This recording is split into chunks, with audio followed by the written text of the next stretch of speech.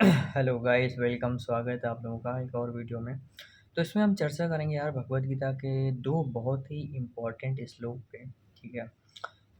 उसमें एक श्लोक है कि भाई कर्म करो, फल की चिंता मत करो। ठीक है, तुम्हारा कर्म पे अधिकार है, उसके फल पे नहीं। ठीक है।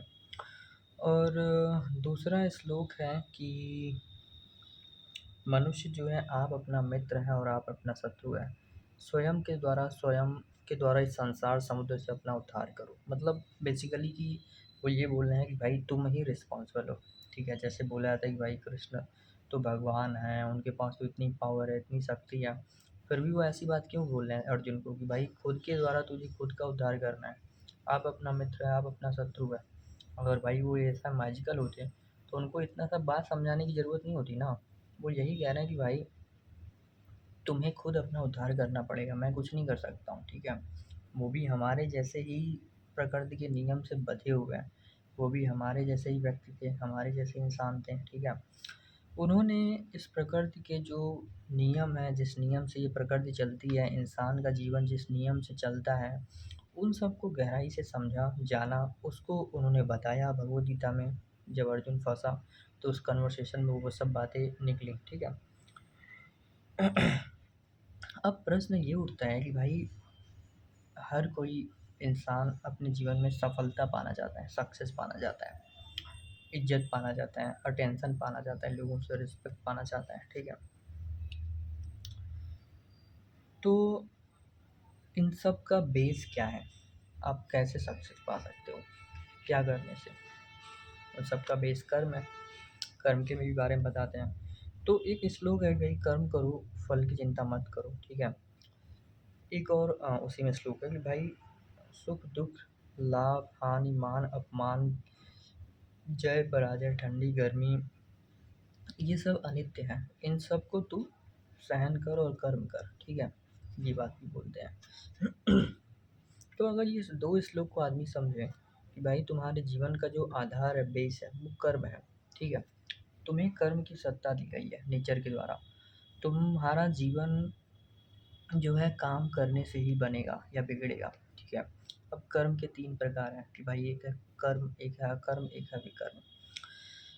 ज़्यादातर लोग इस संसार में कर्म कर रहे हैं, फल की आशा में काम कर रहे हैं, उसको कर्म कहते हैं। कि भाई मैं कुछ बनना चाहता हूँ, परिवार समाज सब लोग ये सिखाते हैं कि भाई तुम मंदिर आ जाओ। ठीक है, तुम ये ताबीज़ पहन लो, तुम्हारा काम जल्दी से पूरा हो जाएगा। फल की आशा सिखा रहे हैं।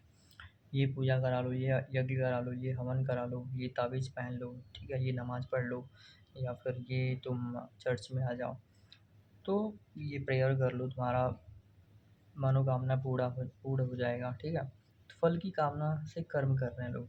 एक तो ये कर्म हो गया। दूसरा कर्म है विकर्म, जिसमें आपका मन तो नहीं लग रहा है, बट किसी ने कह दिया कि ये बहुत अच्छी चीज़ है, आप ज़बरदस्ती वो काम कर रहे हो। ठीक है। आपके अंदर मन और बुद्धि में एक तरीके की कॉन्फ्लिक्ट है। बॉडी नहीं करना चाह रहे हैं, बट आपने क्या है कि भाई चलो बुलावा आया है, तो वहाँ पे जाएंगे तो कुछ मिलेगा, तो आप ज़बरदस्ती कर रहे हो। विकर्म हो गई ये, जहाँ पे आप मतलब मन के खिलाफ कर्म कर रहे हो। एक है कि भाई फल की कामना में आप काम कर रहे हो, तो चलो मन भी है कि चलो उसको एक लालच आपने दिखा दिया। और सबसे बेस्ट कर्म है कि भाई आप जिसमें एंजॉय कर रहे हो, आपको मज़ा आ रहा है वो काम करने में। ठीक है। मतलब फल हाथों हाथ आपको मिल रहा है कि आप एंजॉय कर रहे हो। फल तो हर कर्म में हाथों हाथ मिलता है। आप फल की कामना में भी काम कर रहे हो, तो अगर दुख मिल रहा है तो वही रिजल्ट है। विकर्म में भी आपको मिलता है। और एक हो गया कि भाई आपको वो काम करने में आपको ध्यान लग रहा है, क्रिएटिविटी है, एंजॉय कर रहे हो, आपका नॉलेज बढ़ रहा है, तो वो रिजल्ट हो गया। बट इतना सिंपल सा चीज़ भारतवर्ष में लोग समझ नहीं पाए। और आज तो यार ऐसा देखा जाता है कि बिना फल की कामना के लोग एक क्षण एक छोटा मोटा कोई काम नहीं कर पाते हैं। ठीक है। उनको बोला जाए कि भाई बिना फल के तुम कोई काम करके दिखाओ, तुम बातें छोड़ो, तो लोग बोलेंगे कि कौन सा काम करें, समझ में नहीं आता है। जबकि ये बहुत पुरानी बात नहीं है, यंग लोगों के लिए तो बहुत नई बात है भाई। अगर कोई 20 साल का आदमी है तो 10 साल पहले चले जाएँ, 10 साल 15 साल पहले तो वो खेलता था बिना फल की कामना में। एंजॉय करता था लाइफ को। बट अब उसके लिए ऐसा एक अबूझ बात हो गया है कि अब उसको ये बात समझ में नहीं आता है कि बिना फल की कामना के हम कौन सा कर्म करें। जबकि सक्सेस का यही रास्ता है। आप देखोगे दुनिया में जितने भी लोगों ने कुछ ग्रेट अचीवमेंट प्राप्त किया है, उन उन सब के लाइफ में जितने भी भगवद गीता की ये बात है, ये एक्चुअल में हमारे मन की दशा को बताता है। आपका मन अगर इस प्रकार से हो गया, ठीक है, तो लाइफ में वो उसका रिजल्ट आएगा। ना कि कोई बुद्धि से इन सब चीज़ों को मेमोराइज कर लिया, जान लिया, तो उससे कुछ नहीं होगा। मेन चीज़ है कि ये सब जो बातें बोली जा रही हैं, जो कुछ भी बोला गया है, उसको उस प्रकार से आप अपने मन को कर लो, आपके मन की स्थिति वैसी हो जाए कि भाई आप मान अपमान, लाभ हानि, जय पराजय, सुख दुख सब में बराबर हो। आपका मन वैसा हो गया है, तो उसका रिजल्ट आएगा। आप कर्म ऐसे कर रहे हो कि आप फल पे निगाह नहीं है। ऐसा नहीं कि आपको रिजल्ट नहीं आएगा, फल नहीं आएगा, आएगा, उसको एक्सेप्ट कर लो। बट ऐसा नहीं कि उसको भगा देना है, मतलब फल नहीं चाहिए, ऐसा कुछ नहीं है। आएगा, बट आप काम करते टाइम काम पे फोकस कर रहे हो। जैसे मान लो एडिसन ने बल्ब खोजा, तो वो जब खोज रहा है तो वो प्रैक्टिकल पे फोकस कर रहा है। या जितने भी आर्टिस्ट लोग हैं वो जब म्यूज़िक बनाते हैं, तो वो म्यूज़िक में डूब जाते हैं, फिर वो रिजल्ट कुछ आता है। वो ये नहीं सोचते कि भाई ये म्यूज़िक बनाएंगे तो ऑस्कर के लिए बना रहा है। वो ऐसे लोग कुछ नहीं कर पाते हैं। या आइंस्टीन है तो थ्योरी खोज रहा है तो नोबेल प्राइज़ पाना है। ऐसे लोग तो भाई गायब हो जाते हैं अपना। तो ये बात मैं बताना चाह रहा था, जो मैंने अभी तक समझा है कि भाई बिना फल की कामना में अगर आप काम कर रहे हो, वही आपका अधिकार है। और उसी रास्ते से जीवन में आपको जो कुछ भी पाना है वो पा पाओगे। बट इतना सिंपल सा बात ना परिवार में सिखाते हैं लोग, ना समाज में सुनने को मिलता है, ठीक है। लोग भगवद गीता की पूजा करेंगे बट उसको समझना नहीं चाहते हैं, उसको क्वेश्चन नहीं करना चाहते हैं कि आखिर में ये चीज़ कैसे हम पॉसिबल कर पाएँ। जबकि ये सिंपल सी चीज़ें अगर स्कूलों में बच्चों को समझा दिया जाए, तो लाइफ कितना तेज़ी से ग्रो कर सकता है, लोगों का कितना इम्प्रूव हो सकता है। बस ये एक सिंपल सा श्लोक अगर समझ जाएँ। परिवार समाज में तो लोग एक दूसरे को बाँधने की कोशिश करते हैं कि भाई एक साथ रहो, चाहे जैसे भी हो, एक दूसरे के ऊपर डिपेंड होके रहो, ठीक है। हर कोई कुछ ना कुछ कर्म नहीं करना चाहता है कि अपने लाइफ को किस तरीके से रिच बनाए, किस तरीके से जीवन में एक प्रकार रस लाए, ठीक है, एक एन्जॉयमेंट लाए वो अपनी लाइफ में।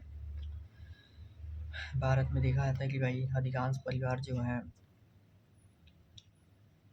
बचपन में क्या होता है कि कोई एक व्यक्ति है तो वो कमा रहा है, बाकी लोग बैठे हैं अपना उससे डिमांड कर रहे हैं।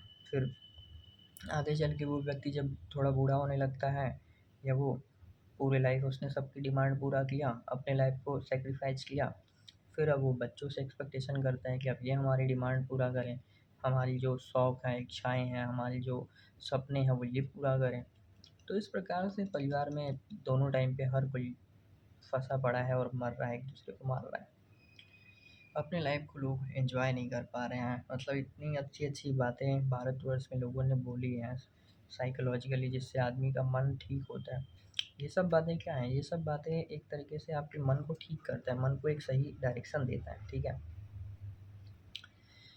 तो लोग ये सब बातें सुनना नहीं चाहते हैं, समझना नहीं चाहते हैं, उनको शॉर्टकट चाहिए कि भाई कोई अंगूठी मिल जाए, कोई ये तावीज़ मिल जाए, पहन लें, कोई ज्योतिष वाला मिल जाए, जो शॉर्टकट बता दे, सफलता इससे मिल जाए, तो इससे थोड़ी ना होता है भाई।